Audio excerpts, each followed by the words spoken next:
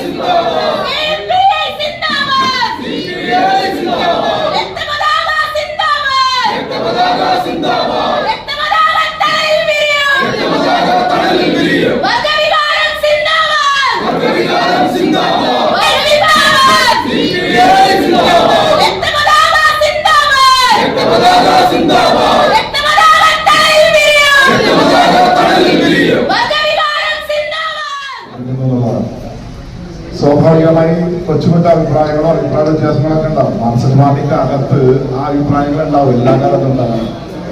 ആശയങ്ങൾ നമ്മളുടെ ഏറ്റുമുട്ടലാണെന്ന് പറഞ്ഞ പക്ഷെ അതിനോ വല്ലാത്ത രീതിയിൽ സഖാക്കളെ ഇങ്ങനെ പറയുന്നു, സ്നേഹിക്കയില്ല ഞാൻ പ്രത്യയശാസ്ത്രജ്ഞ എന്നൊക്കെ പറഞ്ഞ് നമ്മളിങ്ങനെ പുറത്തായ പാട്ടിന്റെ വരികളുടെ ഒക്കെ പുറകെ നടക്കുന്ന പോലെയല്ല.